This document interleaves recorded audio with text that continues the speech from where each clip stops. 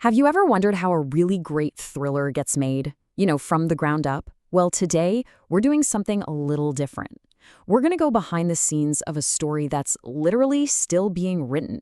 Think of us as literary detectives, piecing together the clues of the coffee shop murders as it's being built, one twist at a time. So, what's the big deal about this story? Let's dive right into the evidence and figure out why the coffee shop murders is such a unique case for us to crack open. This whole setup gives us a really rare chance to ask a pretty cool question. How does a modern thriller actually come to life? We get to see the author's blueprint, uncover all the essential building blocks that make a story really suspenseful. Okay, our first clue comes straight from the source. This isn't some finished novel you'd find on a shelf. It's a work in progress by an author named Claudia Reid. And you can already see the main pieces taking shape. We've got our hero, Detective Roman Trexler, a serial killer loose in Queens Village, and this mysterious victim they're calling the Coffee Girl. And this, quote, it just nails what we're doing here. We're not just reading a story. We're actually looking at its raw DNA as it's being put together. It's an incredible chance to see how an author weaves all these threads, characters, plot, suspense, to create something that keeps you on the edge of your seat. All right, we have our mission. Let's open the case file. It's time to get into the thick of it and dive straight into the narrative, starting exactly where every great thriller begins, the crime scene. So, picture this. Our story kicks off inside Maggie T's tea shop in Queens Village. It's after hours. You can probably still smell the coffee and cinnamon in the air. It's that cozy, quiet kind of place where you'd never, ever expect to find anything horrible. Which, of course, makes what happens next that much more terrifying.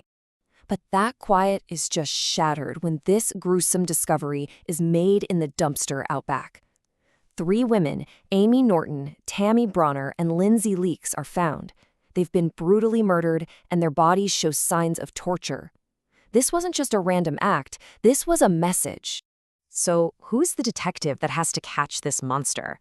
Well, get ready for a heck of a twist, because the guy leading the whole investigation, he's also the one with the most to hide. Let me introduce you to Detective Roman Trexler. He's 45, an ex-Marine, you know the type, chiseled jaw, that look in his eyes like he's seen it all. But trust me, nothing could have prepared him for the phone call he's about to get. Because the man who's investigating these horrific murders is also the #1 suspect. And you're probably asking, why him? Well, the evidence is absolutely damning. His DNA was found on all 3 of the victims. And, to make matters worse, he was with Amy Norton just hours before she was killed. I mean, talk about a conflict of interest. But believe it or not, Trexler's nightmare is just getting started. As he starts digging into the case, he pulls on this one thread, and suddenly he's unraveling this tangled web of corruption that has its hooks in the entire town, from the mayor's office all the way down to the criminal underworld. And this isn't some low-level stuff. We are talking about the top brass. The mayor, his own police captain, even the local priest. They're all in on it, skimming millions of dollars from so-called protection funds. And things are getting tense. The town's corrupt leaders are caught in this massive vice grip between 2 powerful international players, a ruthless businessman named Mr. Chen from East Asia and the shadowy figure from the Gulf named Khalid. They're both fighting to buy up valuable land, and let's just say they are not afraid to play dirty to get what they want. This whole high-stakes game creates this intense pressure cooker environment, and it's pushing our detective, Trexler, right to the edge. He's that classic lone wolf, fighting against these huge, unseen forces, all while he's racing against the clock to clear his own name. So why were those 3 women killed? Simple. They knew too much. They were loose ends in this really dangerous game of secrets and lies, and for that, they paid the ultimate price. So all of this, the corruption, the murder, the frame-up, it's all hurtling towards an explosive climax. Get ready for what they call the Midnight Reckoning, where all the secrets and betrayals are going to collide in one final bloody showdown. And the whole final act goes down on a very tense New Year's Eve. As that clock ticks down to midnight, the dominoes just start to fall, one after another. There's a shocking confession, a family gets completely torn apart, and then a final brutal showdown in a dark alley. And just when you think it's over, a brand new player, this boss lady, steps onto the scene to deal her own kind of justice. Okay, wow. Let's just take a breath. Now that we've seen how the story plays out, let's step back and look at the bigger picture. In this last section, we're going to go behind the story and really break down the elements that make this thriller so effective.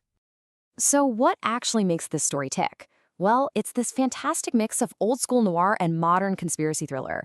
You've got the classic flawed hero, a town that looks perfect on the outside but is rotten to the core, and then you throw in this dose of international intrigue. But really, at its heart, this is a story about revenge, with a crime that hits dangerously, dangerously close to home for our hero. And just like that, we've come full circle. We've seen how the author has expertly woven together all these classic and modern pieces to create a story that feels both timeless and incredibly current. So yeah, the killer gets caught, but the story is far from over. And it leaves us with this huge question. In a town that is literally built on a foundation of lies, is real justice even possible? Or is this just the beginning of a whole new and maybe even more dangerous chapter? That's the kind of question that's going to stick with you long after this is over.